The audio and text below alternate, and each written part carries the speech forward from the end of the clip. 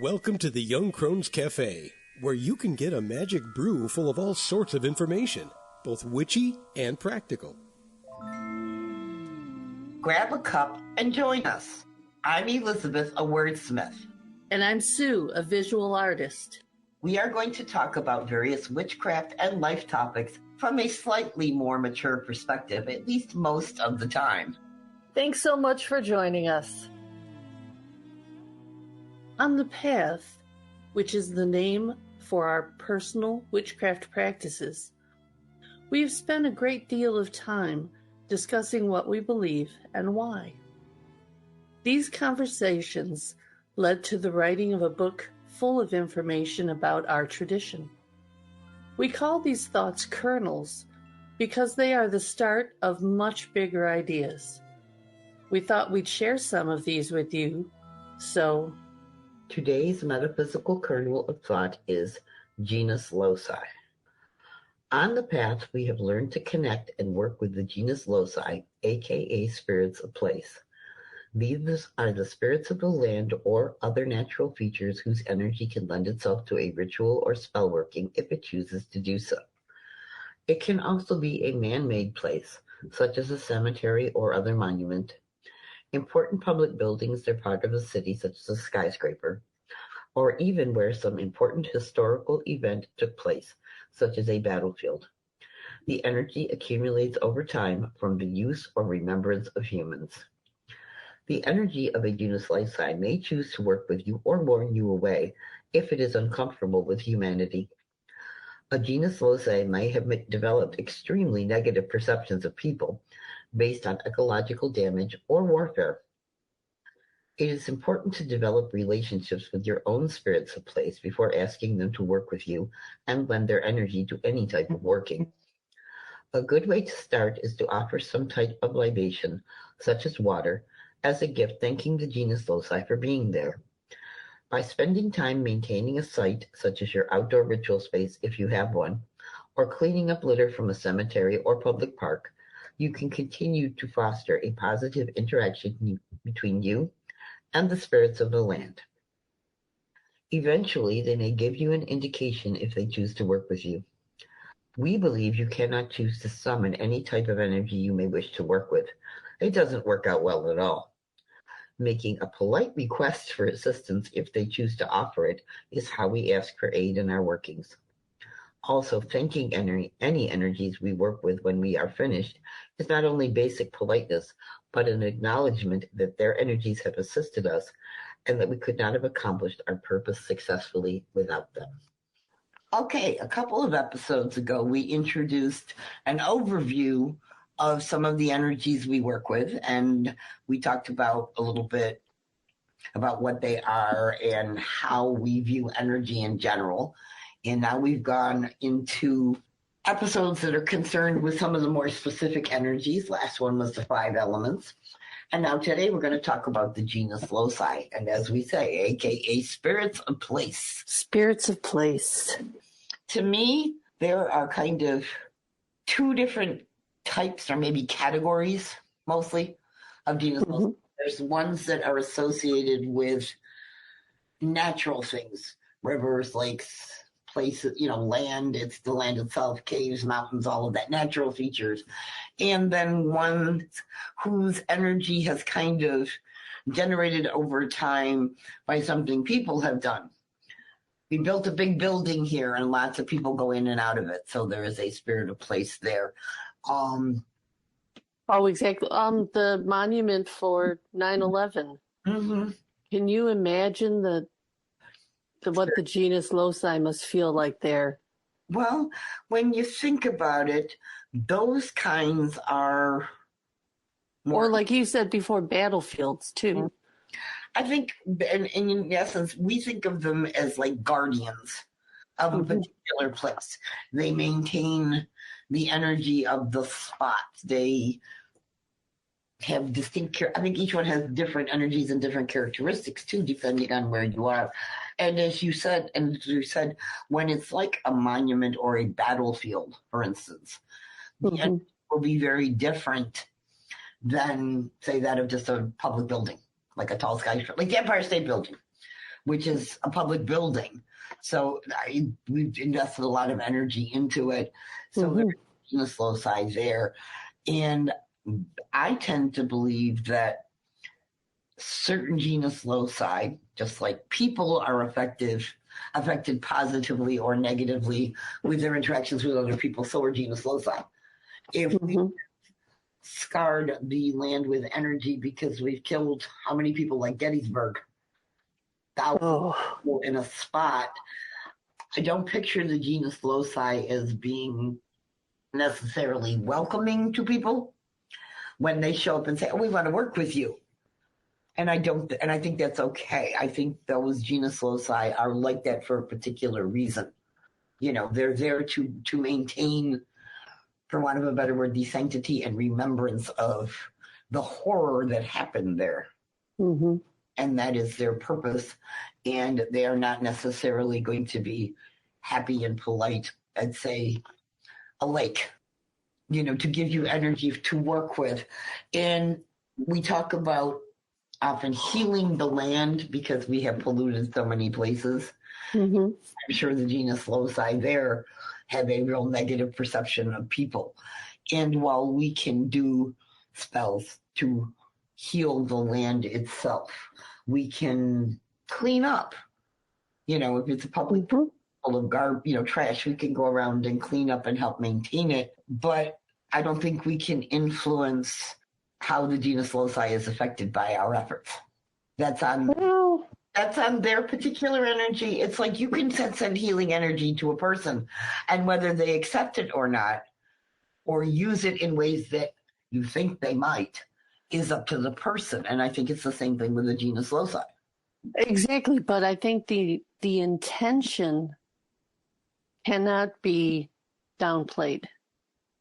It might take hundreds of years of people showing up and offering healing and offering understanding and trying to, it's like one of the authors that I was reading is her descendants, she's descended from Portuguese.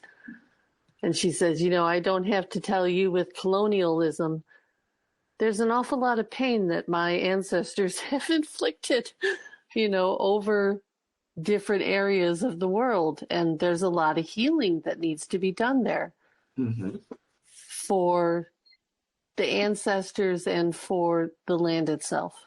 Oh, I agree. Yeah. So, looking at it from that way, from a historical point of view. Well, sure. When you talk about it, though, it is a generational project at that point. Yes.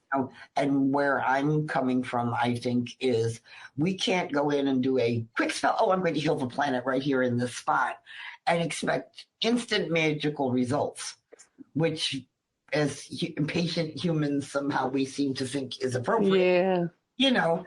And believe me, the Genus Loci will. Yeah, that's much more bewitched than it is reality. Exactly. And believe me, the Genus Loci will give you a signal that, yes, we're here, and yes, we're around, and yes, we're happy you're come to do ritual here, or yes, we to our energies, or basically get the fuff away from me tonight, kind of thing.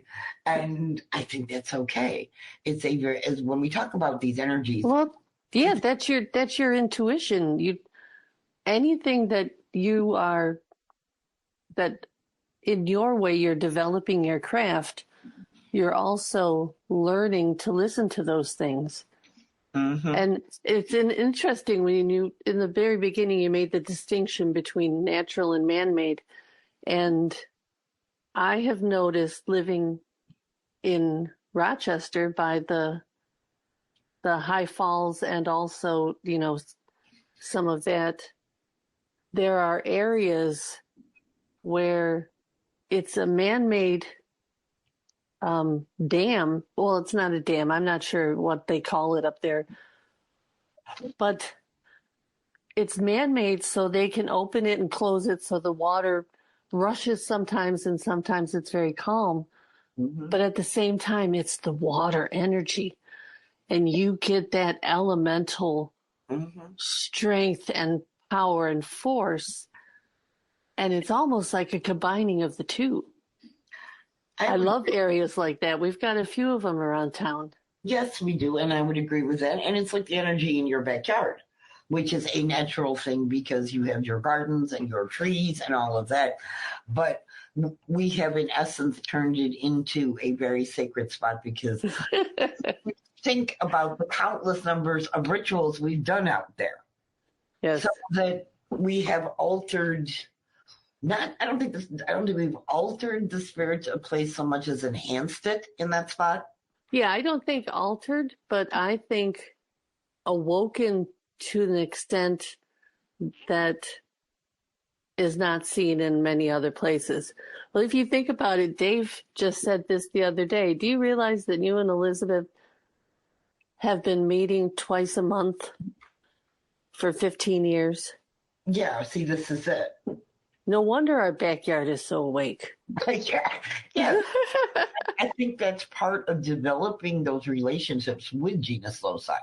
Yes. It has to be consistent. You can show, and we were talking about, developing that awareness by offering a basic libation of water to start with. Yes. Okay. You can't just show up once or twice and right. libation and then disappear for months on end and then come back and expect it to be welcoming and open and excited to see you in that. No, but I also agree that you can show up once, and if you get the feeling like you're just not feeling welcomed, try somewhere else. Exactly. This is part of it. And I think this is where the practice of witchcraft comes back into play, where it's a craft of doing. And doing consistently, even when you're not necessarily in the mood. Because as you said, meeting twice a month for 15 years, we both know there have been times when you've been really excited and up for ritual, and I'm kind of dragging along behind you, and the reverse. Yes. And there are times when we're both like, and we sit there and we do something quiet, but we do something. Yes. And I think that's part of developing your practice, is recognizing that there are highs and lows and it still sustains. Right. And I'm so grateful that as soon as COVID started, we immediately found a workaround so that we could still do everything that we wanted to remotely. Yeah, see, this is it. I think, too, it has established connections with people who practice in very different parts of the world that would not necessarily have developed pre-COVID. Oh, yeah. Because so many more people are online and looking for like-minded people to have discussions with or listen to their podcasts or do ritual online. And it's different. Doing ritual in person and doing ritual online is different. You can't say they're exactly the same, but they are still ritual. They still generate energy, sometimes energy, depending on what you're trying to do. And there have been times when you can put out a request to people that saying we're doing ritual in such and such a time. Can you support with energy? And they are, and that energy comes through. Oh, and you can feel it. Oh, sure. So that there is a net that is very similar in ways to the internet, where energy flows, I think. And I think that's part of learning to work with energies. It's the witch net. It's the witch net as opposed to the internet. Yes. It's interesting the different kinds of communities and perspectives you can develop that way. I think that being a witch is being open to other people practice it differently, and why, and how does it work for you? And all of those ways are acceptable. I think that's the big piece. We have heard from some of our listeners who appreciate what we are talking about in our segments, but are asking for spells or about spells. Can you give me a spell for this or that? I want to be able to fill in the blank here, find love, romance, money, etc. Since you asked, we are adding a small segment to some of our podcasts going forward that we are calling Practical Magick for the Everyday Witch. These are simple spells we use that don't require a lot of ingredients for correspondences, or sometimes no ingredients at all. Because we like to be able to use magic to deal with the practical everyday stuff, this is what we have to share. However, the biggest reminder about spellcraft is that the best spells are the ones you create for yourself, because they are a part of your own magic. Actually, there are 3 important components to any spell. Number 1 is setting your intent. This means that you need to be able to state clearly and precisely what you want your spell to do and how you want it to be done. Number 2 is ingredients. Any physical items you need to cast your spell, such as candles or herbs, or to act as correspondences, which are representations of something physical that you don't have right in front of you or are trying to come up with or manifest. Finally, number 3 is some sort of way to raise energy. After all spells are powered by energy, and there are a number of different ways to raise this type of energy, including chanting or various movements. With that being said, today's spell deals with basic car protection. Let's go through what you need to protect your car. As far as intent goes, most of us are dependent on our cars for transportation to work, school, shopping, picking up kids, etc., etc., etc. And it's important that it continues to be mechanically sound and that we get to where we need to go without having an accident or creating extra stress for ourselves. A statement of intent might be, my car will run and get me safely to where I need to go. Feel free to write your own intent for any spell we offer. However, it should be in the present tense and be direct and to the point. The only ingredient you need for this spell is your key fob or car keys. You are empowering the spell to activate every time you turn your car on to go somewhere, so it makes sense to link it to what you actually use to start your damn car. Now, state your intent out loud while holding your fob or keys in your hand. Now chant the following spell until you feel you have raised enough energy, then blow the energy into your keys. If I drive completely stress-free, I get to my destination safe as can be. Once you have blown into your keys while still holding them in your hand, say out loud that every time you turn on your car, the protection is activated. In other words, every time I turn on my car, the protection is activated. That's all there is to it. Now you can drive with more peace of mind. Witch stones are a divination tool we created as part of our practice that deals with what we call concrete stones, specific types and kinds of energy, and conceptual stones, things and ideas about witchcraft, which can be read with either a seen or an unseen meaning. Recently, we have developed a set of oracle cards using this information. We would like to introduce you to one of these stones right now. In today's spotlight, we'll be looking at the witch stone Spring Equinox. Concrete stones focus on a specific physical energy rather than a concept. And the next 4 concrete stones link the 4 sabbats together, which are used in the practice of the craft. The second sabbat is the Spring Equinox, which displays a pictograph of a red arrow pointing up from a black half circle.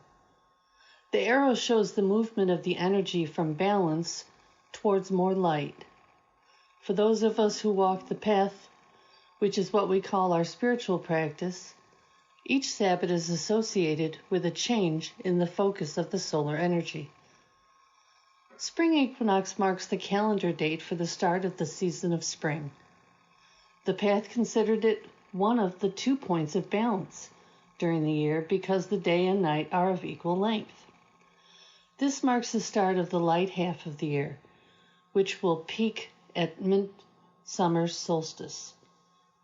Spring equinox's magical correspondences include balance, leading to light, and expanding physical awareness, changes in attitude and purification, creativity and planning, and a shift from an internal to an external focus.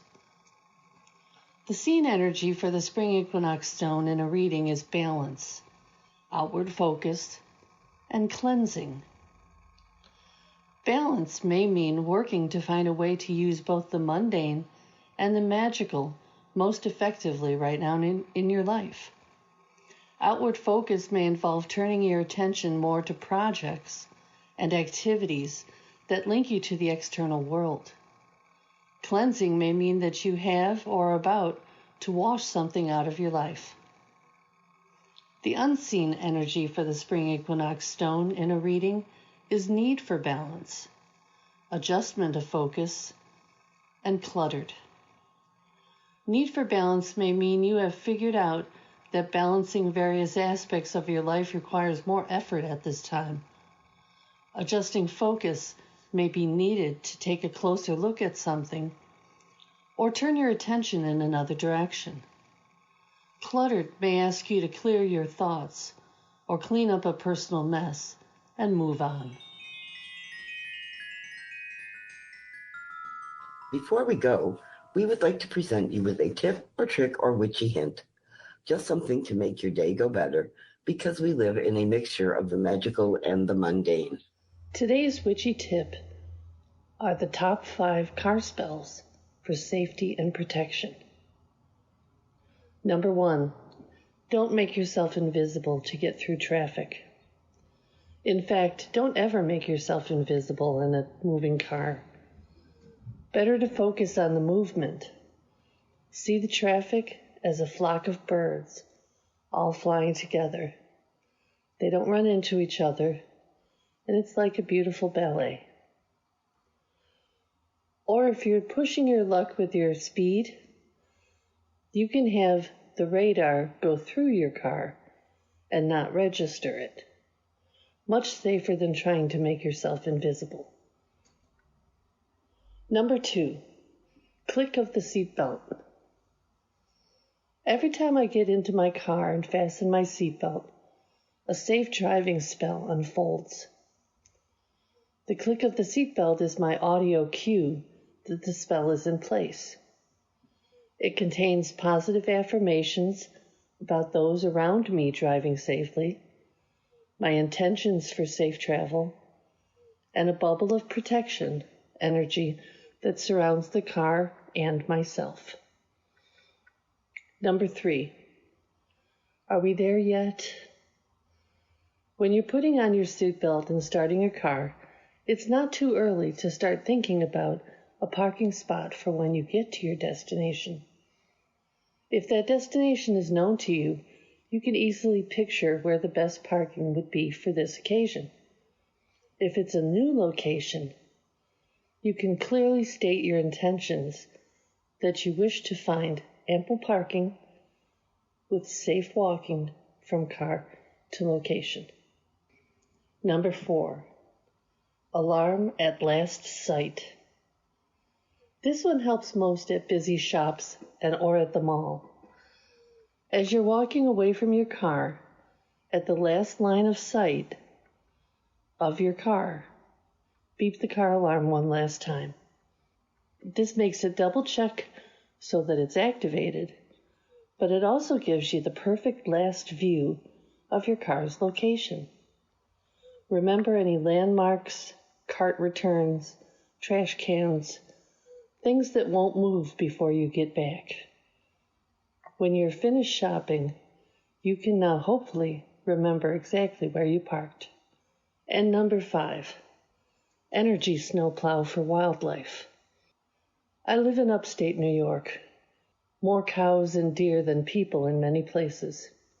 In the spring and fall, the odds of hitting a deer on a dark back road go up astronomically. Before I pull out into traffic on my way, I imagine a snowplow of energy about a quarter of a mile up the road from me, gently pushing away any and all wildlife to stay out of the road until I safely pass by. Well, it looks like the coffee cups are empty for this week. We hope you join us again next Tuesday, but you can find us at our website, twoyoungcrones.com. That's the number 2, Young Crones, all one word. You can also find us on Facebook and Instagram, and our Twitter handle is @2youngcrones. Check out our merch at our Teespring store. We also have a Patreon account called the Young Crones Cafe, where you can support the podcast if you enjoy our efforts. Until then, remember, we are witches who work with energies to effect change. We are believers in both immanent and transcendent divine. We are celebrants of the passage of the solar and lunar cycles. We are hedge walkers who pass back and forth between the worlds of the magical and the mundane. We are seekers of knowledge. We are walkers of a spiritual tradition we call the Path. So mote it be.